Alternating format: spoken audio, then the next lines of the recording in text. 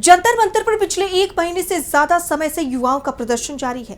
Cockroach जनता party के banner तले सैकड़ों युवा इस प्रदर्शन का हिस्सा बन रहे हैं। उधर सोशल एक्टिविस्ट सोनम वांगचुक का प्रदर्शन भी जारी है। वो लगातार अनशन पर बैठे हैं। ऐसे में सरकार अब युवाओं के दबाव में नजर आ रही है और अब वो बातचीत के लिए तैयार हो गई है। लेकिन इस बार युवाओं ने साफ कर दिया कि वो किसी नेता मंत्री के घर या ऑफिस नहीं जाने वाले। वहीं कोर्ट से भी सरकार को बड़ा झटका लगा है। देखिए रिपोर्ट। एक महीने से ज्यादा का वक्त बीत गया है, लेकिन युवा अब भी डटे हुए हैं। उनके हौसले अब भी मजबूत हैं। युवाओं और छात्रों की मांग साफ है कि पहले शिक्षा मंत्री धर्मेंद्र प्रधान इस्तीफा दें, तभी युवाओं का ये प्रदर्शन शांत होगा। और अब सरकार युवाओं के दबाव में भी नजर आ रही है। सरकार बातचीत के लिए तैयार हो गई है, लेकिन अब युवा सरकार से बात करने के लिए किसी नेता या मंत्री के घर या उनके दफ्तर नहीं जाने वाले।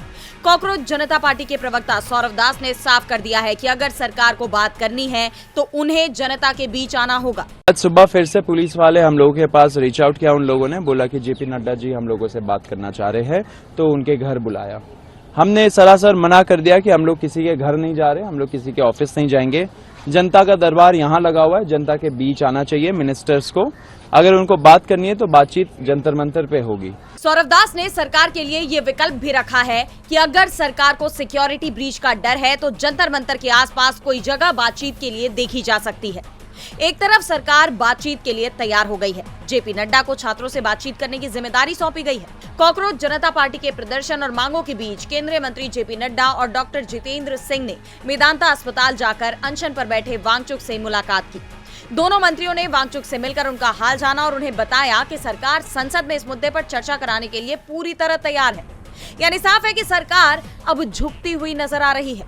एक तरफ युवा सरकार पर हावी दिखाई दे रहे हैं, दूसरी तरफ न्यायालय भी सरकार के लिए सख्त दिखाई दे रहा है।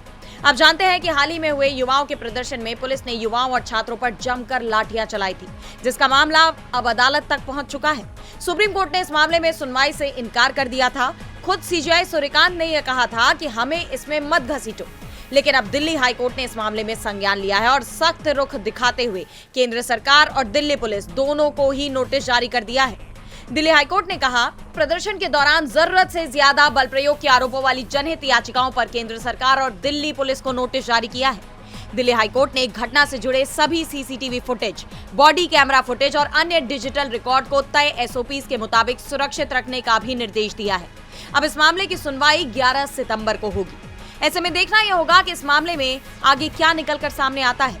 डीबी लाइव की रिपोर्ट। हमारे चैनल से जुड़े रहने के लिए YouTube पर टाइप करें DB लाइव, सब्सक्राइब बटन को क्लिक करें और बेल आइकन को दबाना न भूलें ताकि खबरें आप तक पहुंचती रहें। देखते रहिए DB लाइव, क्योंकि यहाँ हैं खबरें लगातार।